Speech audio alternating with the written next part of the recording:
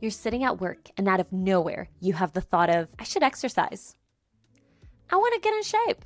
And for like 2 seconds, it feels possible. You actually have the motivation. But then your brain goes, yeah, right. You're literally at work, girl. You're at work. It is not the time. Later, you say to yourself, when I get home from work, I'm going to go on a mile run. I have zero supporting evidence to believe this about myself, but alas, I believe it. Then I get home from work, I don't do it because, I'm tired and XYZ. And then I say to myself, I never have the motivation to do the things I want to do. But I've started to question whether this is true because I did. I had those 2 seconds. They were only 2 seconds, but they existed. So what if we could use those moments of micro motivation that show up in our day-to-day to actually make positive change in our lives instead of immediately dismissing them and having them just disappear into the void? What if we could actually use them to build and be the people we want to be, little by little? And the first question is, why aren't we already doing it, right? Why aren't we already taking these little moments and everybody's just making awesome strides towards who they want to be because of these little micro motivation moments? And the answer, I think one of them is pretty obvious. They show up in moments that are inconvenient. They feel very inconvenient. And the second, I'm not sure is actually as obvious. The second has to do with our self-identity. And there have been a lot of psychologists and sociologists that have talked about the self-identity theory. The self-identity theory tells us that what drives our behavior is actually our sense of self and identity and our beliefs about ourselves, rather than anything else, that our identity is built through social interactions. So we behave like who we think that we are. Even James Clear in his book Atomic Habits talks about a version of this concept. He says, every action you take is a vote for the type of person you wish to become. So when motivation shows up in these micro increments, it's our identity often that shuts it down. Because if we have the thought of, I should exercise, actually, in these 2 seconds, I kind of want to. Your brain might go like, we don't do that. We don't exercise. And that's a funny thing about our brains. We derive such sense of safety from our identity that even when we are actually getting in our own way of being healthier or feeling better, we would rather stick to the identity and the things we believe about ourselves because it feels safer.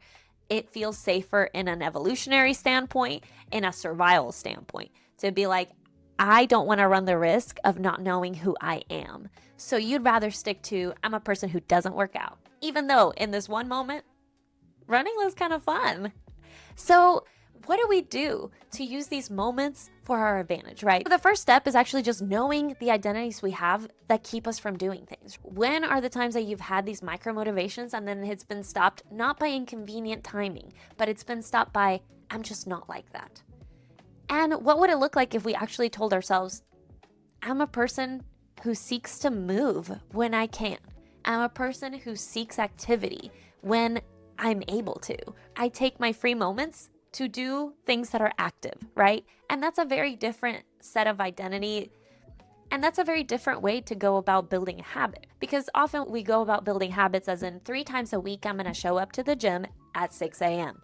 And that is actually not tied to our sense of identity, which is why it doesn't often work. The counter to that is I'm a person who moves and I seek out opportunities that seem exciting. So maybe you've always wanted to try rock climbing. Maybe when you see people jump roping, you're like, that looks fun. So one of the ways to use these moments of micro motivation to our advantage is to make sure that our identity isn't getting in the way of them and the things that we're telling ourselves. If you want to be healthier, are we reminding ourselves that there are actually appealing things about becoming healthier that we feel some motivation about when we think about it, but often we shut ourselves down because we don't think that's who we are? Next is the more obvious one, which is inconvenient timing. Often these moments of micro motivation show up when we are, and maybe they show up because we are just not in a place where we can do that, right? Where maybe we're daydreaming about all of the goals we want to accomplish and all of a sudden you're like, but I'm at work.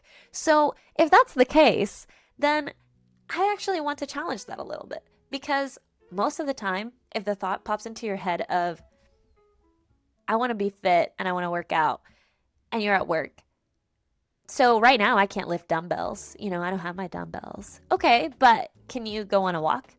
Can you step away from your desk for 3 to 5 minutes and walk around the block? Or can you jog in place? And that sounds super weird, but I have to tell you, I did it. I've been trying this experiment of, what if I actually, in less than 5 minutes, acted on the micro motivation thoughts that have to do with my goals.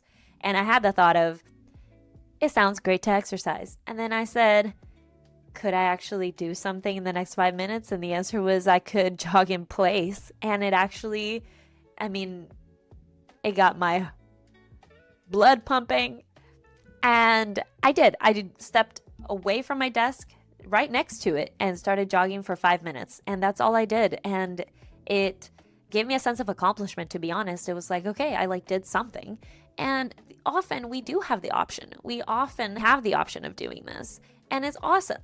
So often we do have the option of doing this, right? We do have the ability to step away from what we're doing or wait until the meeting is over, right? And immediately doing it.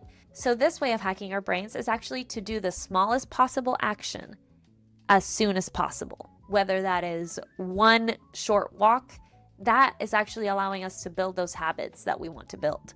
I'm gonna tell you guys about my little hack that I came up with when I really can't act on the moments of micromotivation, where I really can't just, get up and go do that, right? I'm talking to somebody, I'm in a meeting. And what I started doing was I grabbed Post-its and I wrote down the smallest possible action and when I would do it. And often I try to do it before I left the place where I was at. So if the thought was, I want to exercise, but I really can't right now, I would write down, walk up the hill next to work before leaving work. And then I would put this somewhere where I can't miss it, on my desk, on my computer, anywhere where it'll be annoying. And then before leaving that place, actually acting on that and doing the small possible action. Because if I know that if I wait to drive home to do anything, I might run the risk of this motivation just having vanished. I found this extremely helpful when it comes to ADHD, because for me, a lot of things are all or nothing. A lot of things are, I want to do this now, and when I don't want to do this, it is an uphill battle to actually ever get to it. So it has been very helpful for me to work off of these micro motivation moments. I hope that it's helpful for you. Let me know what happens if you try it. And lastly, what I'm going to say is, I'm not saying act on every impulse. That's not what I'm saying. I'm saying act on the moments of micro motivation that align with your goals. But of course, before doing that, we have to know what our values and what our goals are and where we want to move towards. Then use that as your filter for everything, for which micro motivations you're going to act on and which ones you're not.